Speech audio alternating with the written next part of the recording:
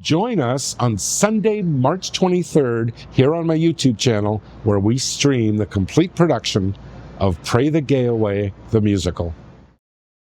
Conrad Askland is a musical director, conductor and composer whose credits include creating the musical Pray the Gay Away, which explores the topic of gay conversion therapy. This musical that you've written, Pray the Gay Away, tackles the controversial topic of gay conversion therapy. So what was it that inspired you to write a musical on this topic? This was back in 2015. I was working as music director out of New York for the show Rock of Ages. And after one of the shows, I overheard one of the performers mentioning he had gone through gay conversion therapy and that when he was like 15, 16, his parents had put him through it and that he tried to commit suicide. And I thought, wow, I didn't know anything about it. And so I asked him, tell me about this. And it was so interesting, I went and ordered some books, but not books against gay conversion therapy. I ordered books supporting gay conversion therapy because I thought, why would people do this? And I was about 30 pages into the first book, and I was like, oh my God, I have got to put this on stage. Partly because back in 2015, the political climate in the United States was starting to change. And still changing today, obviously. Oh, yes. And when I read about the electroshock therapy segment, I thought, I've got to put this on stage so the faith community can see this, because I don't think people really realize what's involved with this.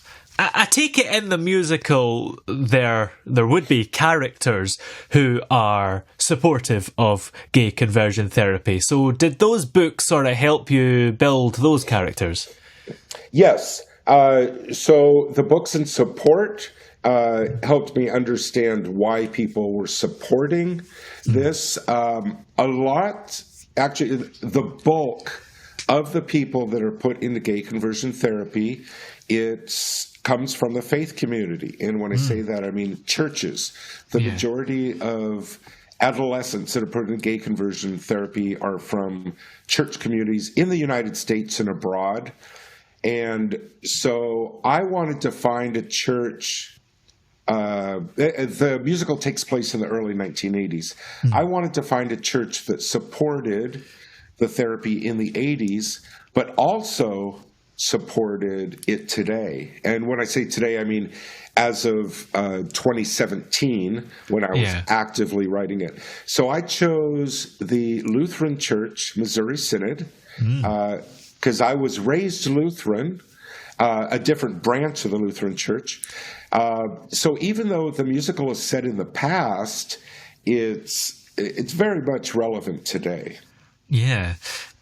Now, how did you approach blending the sort of humour and the drama with, I guess, the quite serious subject and, I guess, perhaps the important message that you wanted to show?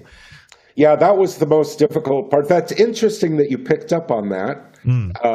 Maybe from the graphics, that there is humor, but it is a serious subject. I spent a lot of time deciding, what the show was going to be.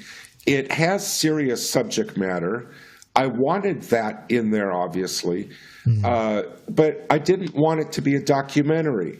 Yeah, because the purpose of a documentary is very different from musical theater. Musical theater is entertainment. So how do you do? I mean, the word entertainment sounds gross when you're putting it with a serious subject like this. Yeah. So my idea was, because the purpose was to bring awareness of gay conversion therapy, I wanted the show to appeal to a general audience. So the general idea of it was to bill it as a musical theater show that people would want to see, entertain them, and then through the journey of the musical, deliver the powerful message and give them, the serious message that I wanted to about gay conversion therapy. That was very difficult to do because, as you can imagine, humor, there's a real gray area where it works and it doesn't. So we did a lot of workshops with LGBTQ support groups. I had a lot of help from PFLAG. That's the Parents and Friends of Lesbians and Gays. They've been around, I think, since the 1970s. And also with church groups to find a humor that worked because, it's very dicey. It is, because comedy at the best of times can be quite hard to get right, let alone when you're mixing it with a sensitive topic. Right. And, you want to be, the word politically correct. A lot of people say, oh, that's, destroying comedy. But, how do you have this humor on a subject that is just not humorous at all? I mean, gay conversion therapy adds a significant percentage to the rates of suicide of adolescents from the LGBTQ community. So the only way I could do that was, with all these different workshop groups. And of course, the only way you really know is when you put the show in front of a public paying audience. We were all very nervous. The show already went on stage. It went on stage in November 2019 in Mount Vernon, Washington, USA, at the historic Lincoln Theater with a run of 10 shows. So opening night, we didn't know what to expect. I was actually surprised in a way. The audience understood what the show was doing. They put their arms around and embraced the show. And at the end of the show was a feeling of catharsis with the audience about the journey they had gone through. It sold out. It set records at that theater for attendance. And I received very few complaints, about the humor, which really surprised me. Yeah. Now, the reason I'm doing this interview is to let people know that I'm going to put the complete original production up on my YouTube channel starting Sunday, March 23rd, 2025. And I got to tell you, I'm nervous all over again about what people are going to say. Are they going to like it? Because we're going to release this worldwide. I don't know. I'm crossing my fingers the message gets across. Yeah, it's completely understandable because you're releasing it on the internet, which is a world, especially now, where everybody shares their opinion. Even if they've not watched it, they'll have a strong opinion on it. So it must be quite scary. I mean, do you expect any particular backlash or praise, or are you just sort of waiting to see what happens? Well, praise is certainly not what I'm looking for. Well, I'll tell you something interesting about the original run. So I work as a professional music director, usually on tours. So when I work locally in Mount Vernon, Washington, we're about an hour north of Seattle. It's an agricultural farming town that loves their churches and they love their theater. When I decided to do it up here with a community theater group, everyone was telling me, this town will not accept this musical. This is too hardcore. This is too on the edge. You need to do this in Seattle, LA, New York. And my response was, I know what I'm feeling and I know what I'm thinking. I think other people are thinking and feeling the same thing. They're just not speaking out. Let's take a chance that the community gets it. So basically they were saying a farming town isn't going to get this. Bring it to an urban area. Well, we did it. It was this great success. And you know what I hear now when I've asked people to watch it, now that I have a video of it, they say to me, and this just blows me away. They say, well, it worked in a farming town, but this isn't going to work in a major urban area. They're far more sophisticated. Wow. So my personal feeling is that people will accept this show. Now, will they? I don't know. We're putting it up there. It is a community theater performance. Yeah. This is not a Broadway crew, and this is the first run. You know, most musicals, when they go on Broadway, they've had many workshops and out-of-town runs where they have a soft premiere before the official premiere where they let the reviewers in. Yeah. This is a homegrown show. Yeah. My hope is that there's someone out there, a producer, a director, a patron of the arts, that's going to see this show and say, oh, wow, I can see what this show could be if it was on Broadway, professional orchestration, and some revisions, which, you know, musicals always have revisions. Musicals are never finished. They're only abandoned. Yes. Now, will we be seeing the musical exactly as it was performed in 2019, or have there been like edits or adjustments here and there? No, you're going to see the complete original show, warts and all. And I was leading the pit. I was playing piano and conducting. Wow. So I'm going to be putting myself out there along with the cast. That's exciting. And you mentioned earlier that it is set in the 80s.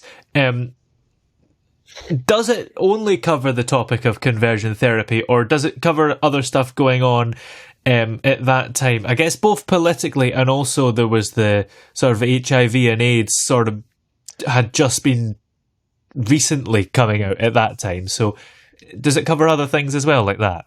You know, your questions blow me away. You haven't seen the show. You're asking these questions like you've seen it. That's a great question. So my original script for this show, because I did the book, music, and lyrics. The book is the script. Yeah. The original script was over 300 pages. Oh, wow. And, you know, this job of whittling down, what are we talking about? There are so many things I decided not to talk about. Yeah. I decided not to address AIDS. So our story takes place in the early 1980s, where AIDS had just been started to be reported in the news, but it wasn't even called AIDS yet. Yeah. It was called the gay cancer, you know. So we don't address AIDS. Originally, the script took that out. I don't address transgender issues. I just felt like it was too much out of the scope of what I was, you know, trying to say. So we specifically we follow two boys that are put through gay conversion therapy in Minnetonka, Minnesota in the early 1980s. So part of the reason I chose the early 1980s is AIDS was not a topic yet to address.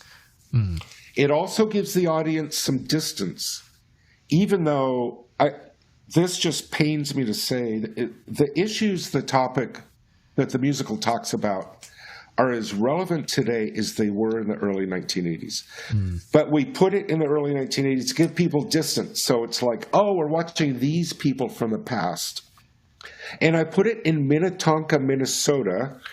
So my background is Lutheran and also Scandinavian. So we use a lot of Scandinavian Minnesota humor, which also kind of helps soften the blow of the serious topics that we deliver as you get further into the musical. Yeah. And with it being set in the 80s as well, I mean, musically, are the songs sort of, I guess, of that era? Or are they a little bit, I guess, looser than that? Again, you're blowing me away. So originally, I was looking at doing 1980s style music. Doing, you know, like new wave, you know, British new wave music. there's not really elements of that. I decided not to go there. The music is straight ahead modern musical theater, partly because, the music gives a different subtext to the lyrics. For instance, you can have lyrics that sound funny but are delivered serious, or lyrics that sound serious but are delivered in a slightly humorous way. So by massaging the music, I'm able to really get the delivery that I want. And if I had gone with all 1980s style music, now I'm kind of put in a box. Do you have any plans for more projects after Pray the Gay Away is released, or is that sort of it for now? So Pray the Gay Away is my fourth full-length original musical. My second full-length original musical, which is called Pan, it's the Peter Pan story. That's going to go back on stage for Christmas 2025 in Anacortes, Washington, with the Anacortes Community Theater. And I'm always working on new music projects and releasing music. Last year, I released almost 1,000 new songs online. I currently have over 1.5 billion streams of my music, which allows me the time then to work on these other projects. Now, as far as Pray the Gay Away, my hope by releasing it on my channel is that, again, a director, a producer, a patron of the arts will be moved by the story, and someone will see this story brought to a wider audience. Absolutely. Well, in the meantime, it's the 23rd of March, isn't it, that you're planning to release this on your channel. So where will we be, what will the channel be that it's on? And also, where can we sort of keep up to date with you and everything you're working on? Okay, so it'll be on my YouTube channel, Conrad Askland, and it will premiere at 5 p.m. Pacific time, 8 p.m. Eastern time. On Sunday, March 23rd. It will stay up after that so that people can watch it. I will have my email contact in the description of that video. Or if people Google my name, Conrad Askland, they can go to my website and contact me. So everyone can watch this musical. There's one thing I hope. Well, when you watch it on YouTube, it's real easy to pause, go have a snack. I hope when people watch it, even when it gets uncomfortable, that they watch it all the way through to have that theatrical experience. Absolutely. Well, many thanks for joining us today, and I look forward to seeing the musical when it's out next week. Great. Thank you very much. If you'd like to hear the complete production, check out the link in the description. And join us on Sunday, March 23rd, here on my YouTube channel, where we stream the complete production of Pray the Gay Away, the musical.